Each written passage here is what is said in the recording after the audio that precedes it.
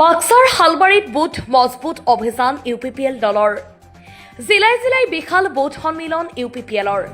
এইবাৰৰ নিৰ্বাচনত ৩৫টা সিট পাই চৰকাৰ গঠন কৰিব পাৰিব বুলি দাবী বিষয়ববীয়াৰ পৰ্যায়ক্ৰমে বিটিআৰ অঞ্চলত গৰম হৈছে নিৰ্বাচনী বতাহ প্ৰতিটো ৰাজনৈতিক দলে উঠি পৰি লাগিছে ক্ষমতা দখলৰ দৌৰত তাৰ সমানে সমানে ইউপিপিএল দলে সমষ্টিয়ে কৰিছে বুথ সন্মিলন আজি বাক্সা জিলাৰ মথনগুৰি সমষ্টিৰ হালবাৰী সমষ্টিত হাজাৰ হাজাৰ দলীয় কৰ্মী সমৰ্থকসকলে অংশগ্ৰহণ কৰিছে সন্মিলনত আমাৰ ইউপিপিএল দল অকলীয়া ৰাজনীতি কৰা নাই বিটিচিত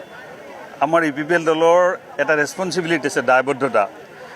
আমাৰ ইউপিপিএল দলে ভাবে যে ক্ষমতা দখল কৰাটো মূল উদ্দেশ্য নহয় কাৰণ বিটিচিত যোৱা প্ৰায় ৩০-৪০ বছৰৰ এটা অগ্নিগৰ্ভ পৰিস্থিতিৰ মাজেৰে দিন পাৰ হৈছে ইয়াত বহু ধৰণৰ ঘটনা হৈ গৈছে ইতিমধ্যে এইবিলাক আৰু বাৰে বাৰে কৈ থকা হৈছে বহুত কিন্তু আমি এটাই বিচাৰিছোঁ এটা খুব সুন্দৰ পৰিৱেশত আমি এতিয়া আহি পাইছোঁ এটা ষ্টেবিলিটি শান্তিৰ পৰিৱেশ এইটো আমি কেনেকৈ কণ্টিনিউ কৰিব পাৰোঁ ইয়াক কেনেকৈ আগুৱাই লৈ যাব পাৰোঁ আৰু আমি বিটিচিত এনে এগৰাকী নেতা পাইছোঁ এক দূৰদৰ্শিতা আছে এক তেখেতৰ বলিষ্ঠ ভূমিকা চিন্তা চৰ্চা ভাল সকলো জাতি জনগোষ্ঠীৰ মাজত তেখেতৰ এটা মেছেজ গৈ আছে যে আমি ইয়াত বসবাস কৰা বিভিন্ন জনগোষ্ঠীয়ে যিটো আমাৰ ঐক্য আহিছে শান্তি আহিছে বা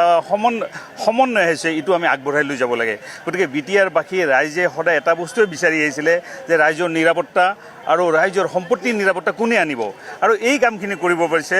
আমাৰ বিটিআৰ প্ৰধান শ্ৰীযুত প্ৰমোদ বড়ো ডাঙৰীয়াই গতিকে এখেতৰ নেতৃত্বটো আমাৰ বিটিচিত বসবাস কৰা ৩৫ লাখ বিভিন্ন জাতি জনগোষ্ঠীৰ মানুহে এইটো গ্ৰহণ কৰিছে আৰু ইটোকে পৰৱৰ্তী সময়ত বিশেষকৈ ২০২৫ এইটো বছৰৰে আমাৰ ছেপ্টেম্বৰত হ'বলগীয়া নিৰ্বাচনত ৰাইজে মেণ্ডেট দি ৰাইজে জনমত তৈয়াৰ কৰি এই দলক বা প্ৰমোদ বড়োৰ নেতৃত্বক স্বীকাৰ কৰি এখন আৰু ভৱিষ্যতে যাতে সুন্দৰ সৰ্বমংগলময় এখন বিটিচি পাওঁ তাৰ কাৰণে কাম কৰি গৈছে আৰু তাৰে বিকল্প হিচাপে আজি আমাৰ মথনগুৰি সমষ্টিত এইটো বুথ সন্মিলন আছিলে গতিকে এই বুথ সন্মিলনত যথেষ্ট সংখ্যক আমাৰ ৮৫টা বুথ কমিটিৰ প্ৰায় সকলো বুথ পৰ্যায়ৰ নেতাকৰ্মী আহিছে আমাৰ কেন্দ্ৰীয় নেতৃবৃন্দ আহিছে MP ডাঙৰীয়া আহিছে আৰু ইয়াত বৰ্তমান যিগৰাকী MCLA ইয়াতে কাৰ্যনিৰ্বাহ কৰি আছে সেই MCLA গৰাকী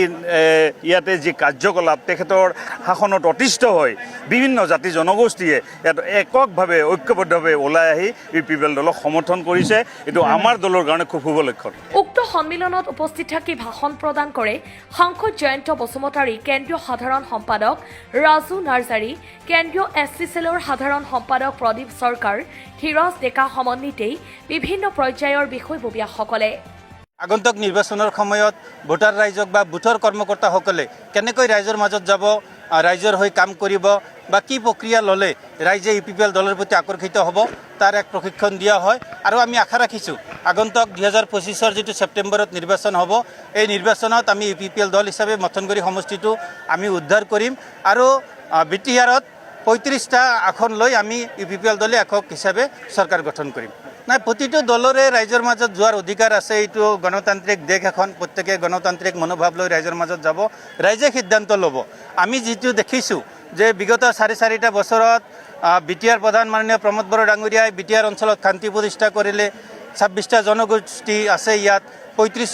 লাখ জনতা আছে সকলো জাতি জনগোষ্ঠীৰ লোকে বিটিআৰৰ যিটো একমাত্ৰ এতিয়া জনপ্ৰিয় দল ইউপিপিএল দলক আঁকোৱালি লৈছে আৰু ৰাইজে ইউপিপিএল দলৰ সমৰ্থনত ভোটদান কৰিব আৰু ইউপিপিএল দল হিচাপে আমি চৰকাৰ গঠন কৰিবলৈ গৈ আছোঁ